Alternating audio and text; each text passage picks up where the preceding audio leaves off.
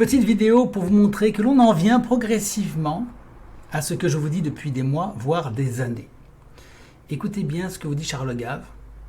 Il vous dit maintenant, nous en arrivons à une situation qui est une excellente nouvelle. Qu'est-ce que je vous dis?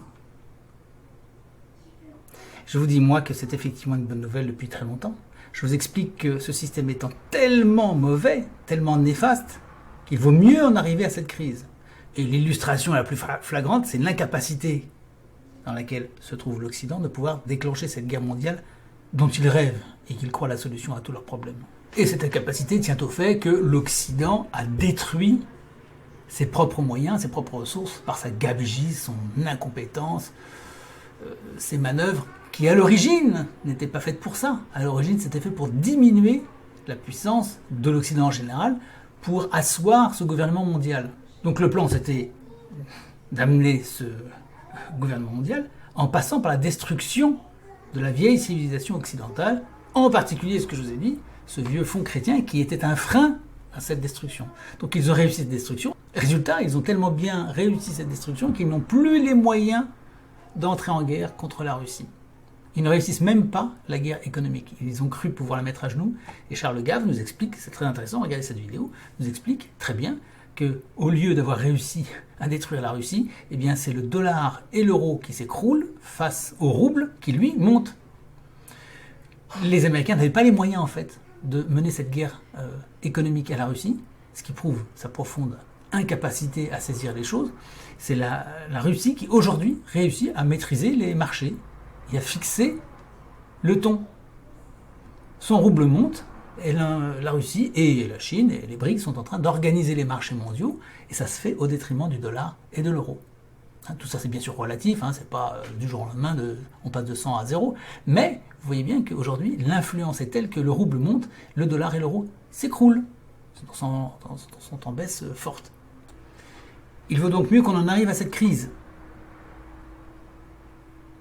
y compris à cette crise très dure qui va nous arriver. Je ne le dis pas de manière comme un type irresponsable qui ne sait pas ce qui va se passer. Parce que je sais très bien que ce sont des drames épouvantables à venir. Vous pensez à la Seconde Guerre mondiale et ce que ça a été, eh bien ce qui nous attend ne sera pas moindre. Et donc on ne peut pas se réjouir de ces événements à venir. S'ils arrivent, parce que nous ne sommes jamais les propriétaires de l'avenir. Mais néanmoins, cette crise à venir est préférable. Mais ce n'est pas seulement cette illustration particulièrement marquante d'un Occident rendu incapable de conduire cette guerre au sujet de laquelle ils rêvent et font des plans sur la comète.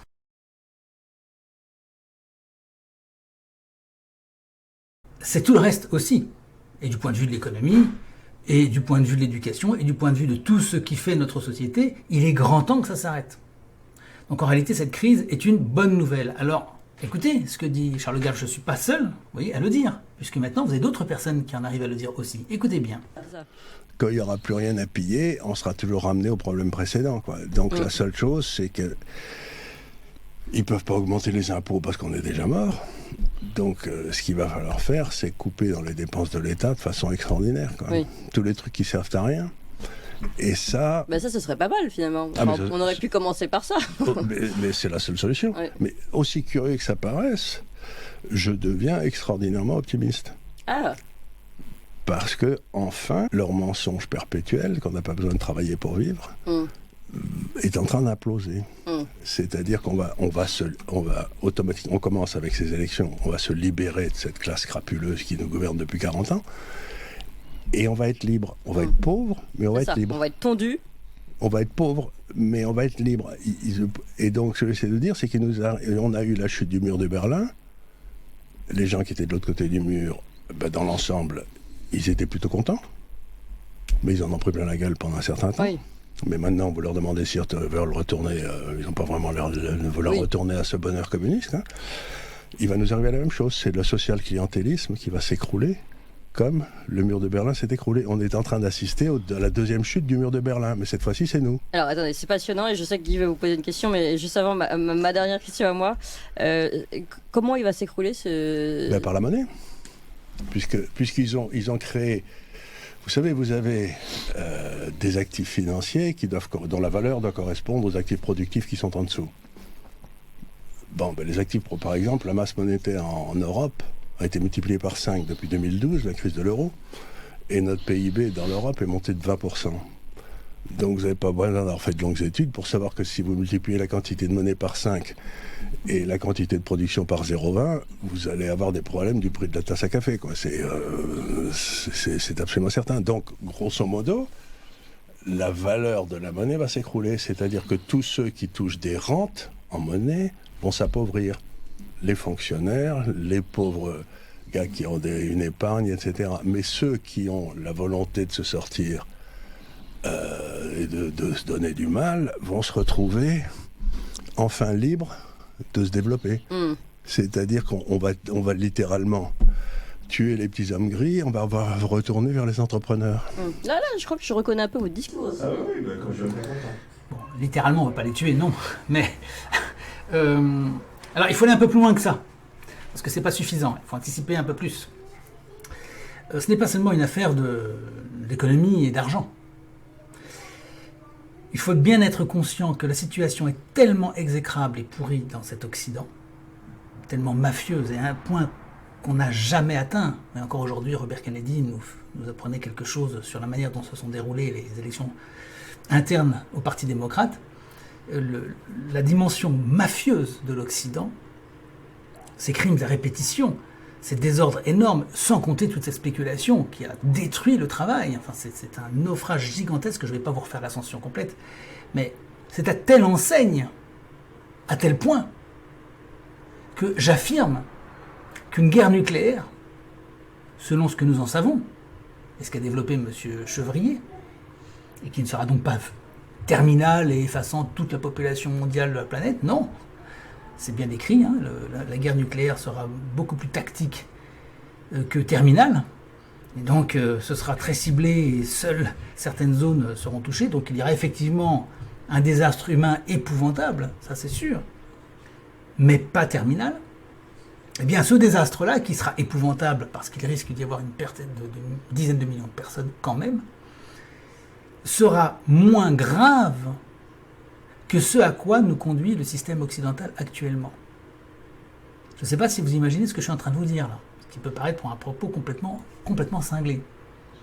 Mais en réalité, si vous regardez les choses, si vous regardez la manière dont on est en train de mettre la main sur l'humanité, de la domestiquer, de la réduire à des comportements fous, à stériliser cette population, à l'assassiner par divers biais, à la détruire, à chercher la diminution de la population, cette réduction de population mondiale qui est rêvée par tant de fous, de l'ombre, qui sont ces entités clandestines dont je vous ai déjà parlé, et qui tiennent largement l'Occident, eh bien tout cela serait bien pire, la perversité profonde de l'humanité serait bien pire que la disparition d'une partie de cette population.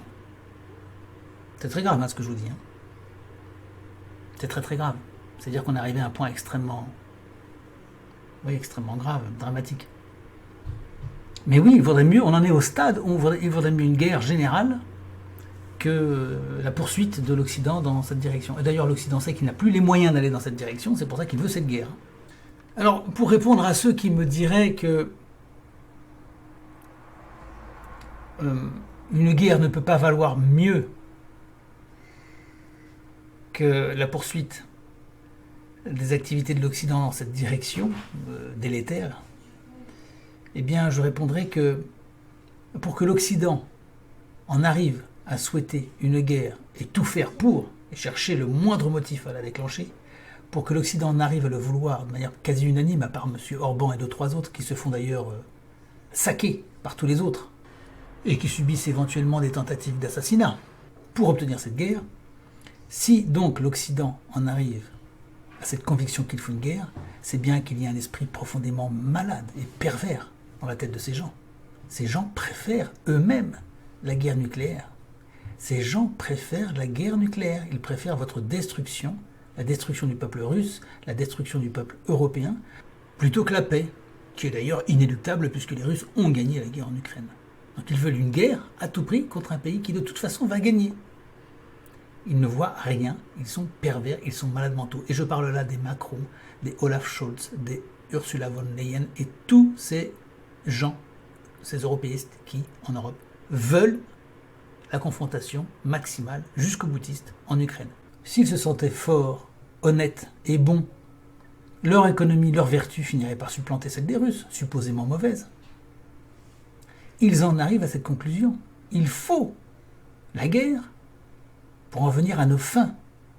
Cela trahit leur état d'esprit, qui est le même que celui qui conduit toutes les affaires en Occident. Vous comprenez?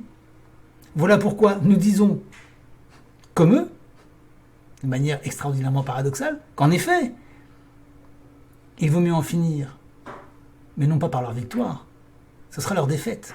Il vaut mieux en finir. Il vaut mieux ces événements épouvantables plutôt que la poursuite de l'activité de ces malades mentaux qui souhaitent la guerre nucléaire et qui, par ailleurs, conduisent tout ce qu'ils font dans la société de toutes les manières imaginables, dans tous les pans de l'économie, de la société, de la morale, etc. Mais vous voyez maintenant, des gens comme Charles Gave disent ce que nous disons depuis très longtemps. C'est plutôt une bonne nouvelle, puisque ce système va s'arrêter. Le contrôle ne sera plus possible. Le contrôle de l'individu ne sera plus possible. Et c'est cela que nous redoutions le plus, parce que le contrôle, c'était la domestication, et la domestication, c'était la destruction à terme. Alors, je n'aurais pas l'outrecuidance de dire que Charles Gave rejoint ou rallie ma pensée. Je crois que nos deux logiques convergent vers le même point, tout simplement. Et vous allez voir tout d'un coup cette chose formidable, qu'une fois qu'ils auront compris que cette crise est réellement salutaire, ils vont s'intéresser tout d'un coup à l'après. Qu'est-ce qu'on fera après? Vous voyez ce que c'est que de savoir anticiper.